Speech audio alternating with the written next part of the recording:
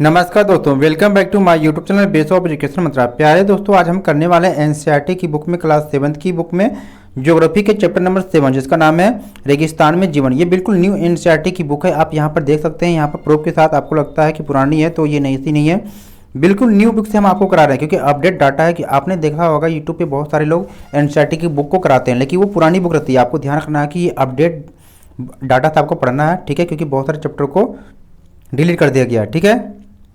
यानी आप CTET, HTET या किसी भी एग्जाम की तैयारी करते हैं जिसमें एनसीईआरटी की बुक से क्वेश्चन पूछे जाते हैं, ये वीडियो आपके लिए बहुत ही महत्वपूर्ण है, क्योंकि इस वीडियो से यानी इस चैप्टर से बहुत सारे क्वेश्चन आपके एग्जाम में पूछे जाएंगे। वीडियो को लास्ट तक देखना और वीडियो को लाइक, शेयर और प्लीज़ चैनल को सब्सक्राइब जरूर कर लेना, जिससे सारे एनसीईआरटी की बुक को और एमसीक्यू क्वेश्चन को यानी प्रैक्टिस सेट को जरूर कर पाएंगे आप, ठीक है। चलिए हम शुरू करते हैं चैप्टर को, रेगिस्तान में जीवन। तो प्यारे दोस्तों, आपने अध्याय 5 में आप पढ़ चुके हैं कि पेड़ पौधों, पशुओं और मनुष्यों के लिए जल ही जीवन है। जहां पीने के लिए जल न हो, मवेशियों को चरने के लिए घास न हो एवं फसलों के उगने के लिए जल न हो, ऐसे स्थान पर किसी भी जीव के लिए जीवन कठिन नहीं होगा। क्योंकि रेगिस्तान के बारे में जब आप पढ़ रहे हैं तो आपको अंदर आपके माइंड में एक बात आती है, रेगिस्तान का मतलब जैसे होता है आपके दिमाग में, आप जिस प्रदेश में रहते हैं, जिस कंट्री में, जैसे आप भारत में है तो आपको राजस्थान का नाम आता है जहाँ पर रेत जा रहे हों, ठीक है। अब यहाँ पर देखते हैं कि अब हम विश्व के उन स्थानों के बारे में पढ़ेंगे जहाँ लोग अत्यधिक कष्टकारी तापमान में भी जीना सीख चुके हैं। उनमें से कुछ स्थान आग की तरह गर्म और कुछ बर्फ की तरह ठंड भी होते हैं। देखिए, रेगिस्तान दो टाइप के होते हैं, गर्म रेगिस्तान और ठंडे रेगिस्तान। ये विश्व के रेगिस्तानी क्षेत्र हैं। इन क्षेत्रों में कम वर्षा, विरल वनस्पति एवं चरम तापमान होता है, यानी कि वर्षा कम होती है, पेड़ पौधे कम होते हैं और तापमान उच्च काफी होता है, ठीक है। तापमान के आधार पर रेगिस्तान गर्म एवं ठंडे हो सकते हैं। इन स्थानों में जहां कभी भी थोड़ा बहुत जल उपलब्ध होता है, लोग वहां कृषि करने के लिए बस जाते हैं। रेगिस्तान का मतलब यहाँ पर देखेंगे, यह एक शुष्क प्रदेश है जिसकी विशेषताएं अत्यधिक उच्च अथवा निम्न तापमान एवं विरल वनस्पति है, ठीक है। आपने देखा होगा, जो लोग राजस्थान से होंगे वो इस चीज़ को भली भांति समझ रहे होंगे। अब यहाँ पर हम एक गर्म रेगिस्तान के बारे में पढ़ने वाले, उसका नाम है सहारा, अफ्रीका में है, ठीक है।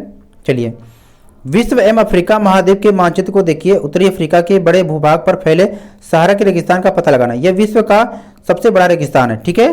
यह लगभग कितना 8.54 लाख वर्ग किलोमीटर के क्षेत्र में फैला हुआ है। क्या आपको याद है कि भारत का क्षेत्रफल 32.8 लाख वर्ग किलोमीटर है। सहारा रेगिस्तान 11 देशों से घिरा हुआ है।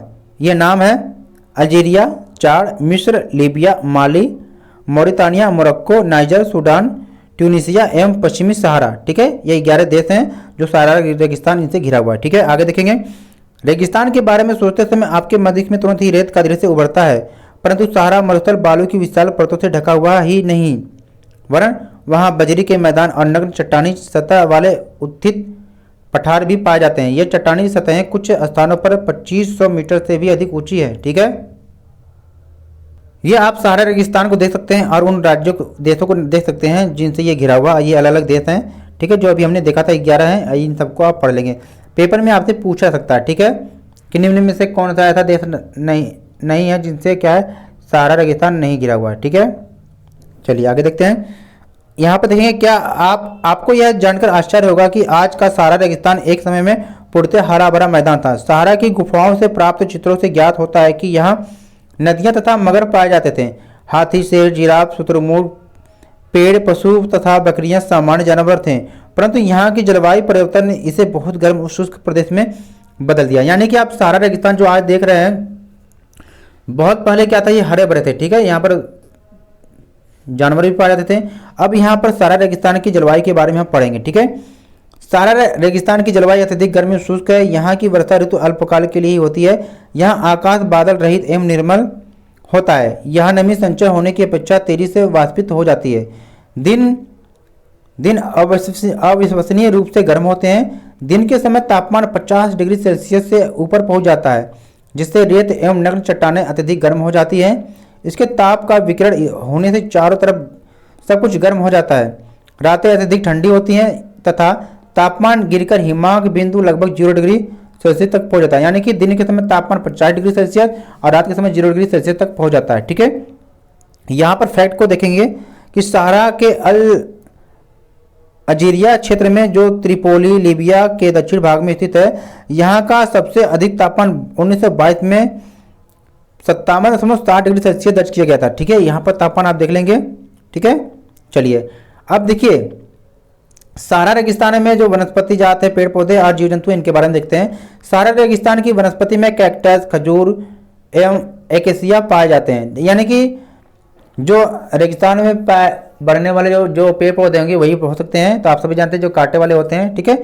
यहाँ कुछ स्थानों पर मरुद्यान खजूर के पेड़ों से घिरे हरित द्वीप पाए जाते हैं, ठीक है। आगे देखिए अब यहाँ पर जो जीव जंतु पाए जाते हैं, ऊँट है, लकड़बग्घा, सियार, लोमड़ी, बिच्छू, सांपों की विभिन्न प्रजातियां एवं छिपकलियां यहाँ के प्रमुख जीव जंतु हैं, ठीक है। आगे देखिए यह है सहारा का रेगिस्तान, देख सकते हैं आप।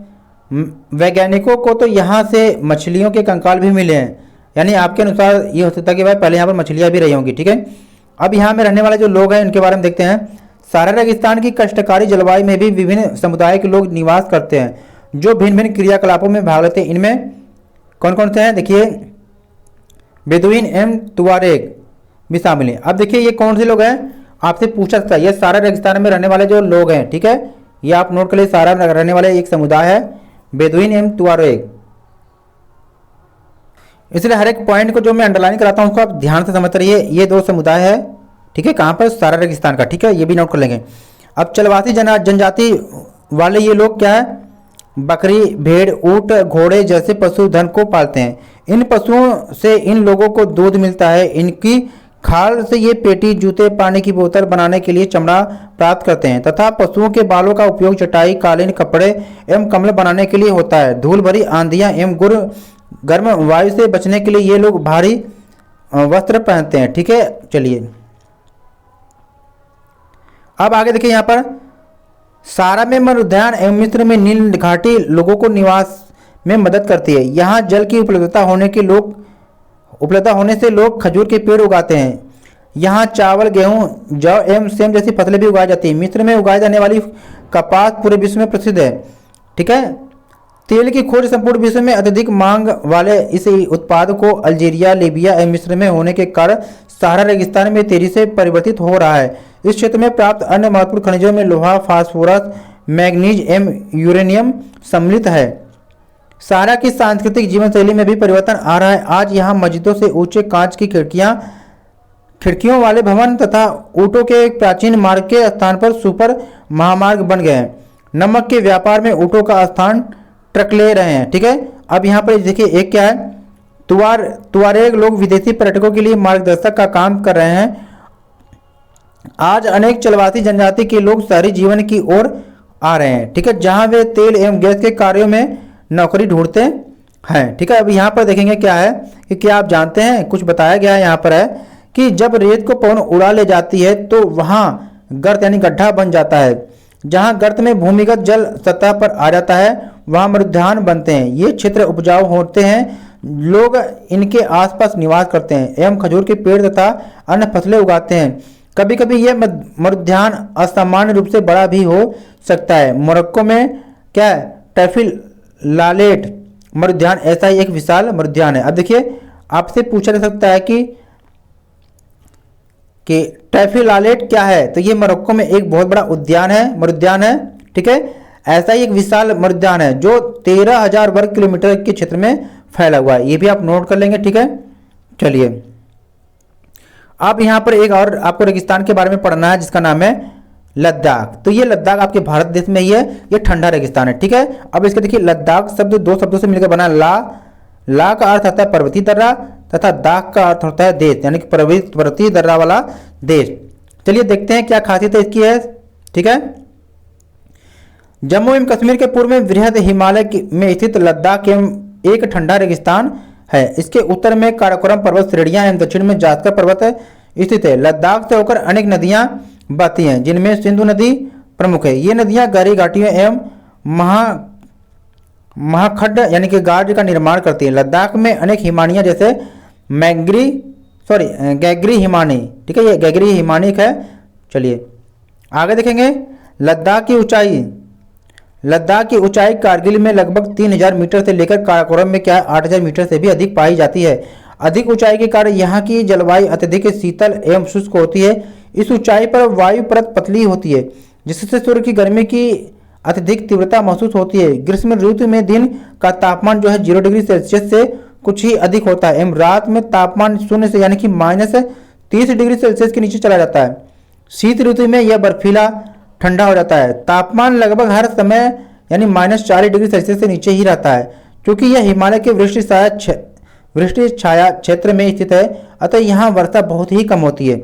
अब एक स्थान इसके बारे में पढ़ेंगे। पृथ्वी के सबसे ठंडे स्थानों में से क्या एक द्रास लद्दाख में स्थित है। यानी कि आपको पूछा जाएगा कि लद्दाख में एक स्थान है द्रास, ये क्या एक ठंडा स्थान है, इसको भी आप देखेंगे, ठीक है, नाम नोट करके रखेंगे आप। चित्र में आप देखेंगे यहाँ पर जम्मू कश्मीर में है, लद्दाख में आपका देखिए ये क्या है, आपका है ठंडा रेगिस्तान है, ठीक है। चलिए आगे देखेंगे।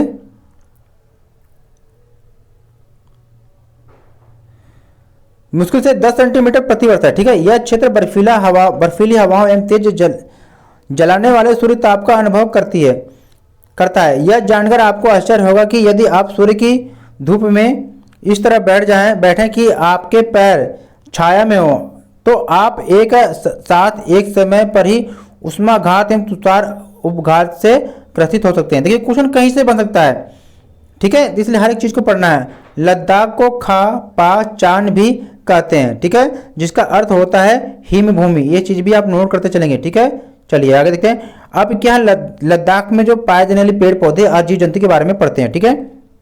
यहाँ उच्च शुष्कता के कारण वनस्पति विरल यानी पेड़ पौधे कम है। यहाँ जानवरों के चरने के लिए कहीं कहीं पर ही घास एवं छोटी झाड़ियां मिलती हैं। घाटी में सरपत, व्हीलों को सरपत बोलते हैं, ठीक है, एवं पॉपुलर के उपवन देखे जा सकते हैं। ग्रीष्म ऋतु में सेब, खुबानी एवं अखरोट जैसे पेड़ फलवित होते हैं। लद्दाख में पक्षियों की विभिन्न प्रजातियां नजर आती हैं, ठीक है। इनमें कौन सी प्रजातियां हैं? रोबिन, रेड स्टार, तिब्बती स्नोकॉफ, रेनेन एवं हुफ यहाँ पर पाए जाने वाले सामान्य पक्षी हैं। देखिए आपको क्या करना है, इनमें से क्या देखना है, बस आपको इनके नाम नोट कर लेना। क्यों? क्योंकि आपसे अगर हुप दे दे फिर आपसे पूछे कि यह क्या है, तो आपको पता होगा हुप का मतलब पक्षी एक है, ठीक है। यानी रोबिन, रेड स्टार, तिब्बती स्नोकॉफ, रेवेन एवं हुप, ये क्या है? लद्दाख में पाए जाने वाले पक्षी हैं, ठीक है। चलिए आगे देखते हैं। इनमें से कुछ प्रवासी पक्षी भी हैं। लद्दाख के पशुओं में कौन कौन से पशु हैं? जंगली बकरी, जंगली भेड़, याक, विशेष प्रकार के कुत्ते आदि पाए जाते हैं। इन पशुओं को दूध, मांस एवं खाल प्राप्त करने के लिए पाला जाता है। याक के दूध का उपयोग पनीर एवं मक्खन बनाने के लिए होता है। भेड़ एवं बकरी के बालों का उपयोग ऊनी वस्त्र बनाने के लिए किया जाता है, ठीक है।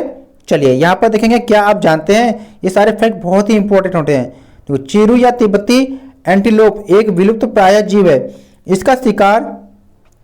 इसका शिकार सातूत नामक इसके ऊन के लिए होता है, जो वजन में हल्का एवं अत्यधिक गर्म होता है। अब ये भी फैक्ट पढ़ लेंगे, बहुत ही इंपॉर्टेंट है आपके एग्जाम के लिए, ठीक है।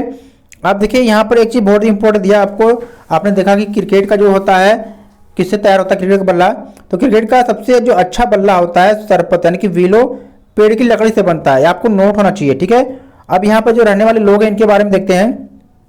क्या आप लद्दाख एवं तिब्बत तथा मध्य एशिया के निवासियों के बीच कोई समानता पाते हैं? यहाँ के अधिकांश लोग या तो मुसलमान या बौद्ध हैं। अब देखिए आपसे एग्जाम में पूछा था कि जो लद्दाख में रहने वाले समुदाय के लोग हैं वो कौन कौन से धर्म के लोग हैं, तो वो मुसलमान और या बौद्ध हैं, दो ही धर्म के होते हैं, ठीक है। चलिए आगे देखते हैं।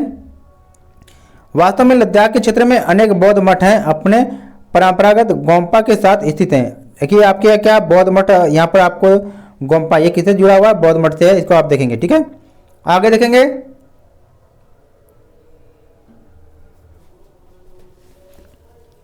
अब देखिए आपसे पेपर में क्या पूछा जा सकता है कि कुछ प्रसिद्ध मठ हेमिस, थिक्से, से एवं लामायुरु, अब ये सब क्या है? आपसे ये पूछा जा सकता है कि ये बौद्ध मठ है, ठीक है। ये आपके एग्जाम के दृष्टिकोण से बहुत ही क्या महत्वपूर्ण है, इसको आप नोट कर लेंगे क्योंकि पेपर में ये आया हुआ क्वेश्चन है, ठीक है। चलिए आप देखिए यहाँ पर क्या है, ग्रीष्म ऋतु में यहाँ के निवासी जौ, आलू, मटर, सेम एवं सलजम की खेती करते हैं। शीत ऋतु में जलवायु इतनी कष्टकारी होती है कि लोग धार्मिक अनुष्ठानों एवं उत्सवों में अपने आप को व्यस्त रखते हैं। यहाँ की महिलाएं अत्यधिक परिश्रमी होती हैं। वे केवल घर एवं खेतों में ही क्या है ही काम नहीं करती बल्कि छोटे व्यवसाय एवं दुकानें भी संभालती हैं। लद्दाख की राजधानी लेह सड़क एवं वायुमार्ग द्वारा भली भांति जुड़ी हुई है। अब यहाँ पर आपको पढ़ना है, राष्ट्रीय राजमार्ग 1A लेह को जोजिला दर्रे होते हुए कश्मीर घाटी से जोड़ती है। देखिए पेपर में पूछा जा सकता है कि राष्ट्रीय राजमार्ग एक किसको किससे जोड़ती है। तो ये लेह को क्या है, जोजिला दर्रा होते हुए कश्मीर घाटी से जोड़ती है। क्या आप हिमालय के कुछ अन्य दर्रों के बारे में बता सकते हैं? ठीक है, चलिए आगे देखते हैं।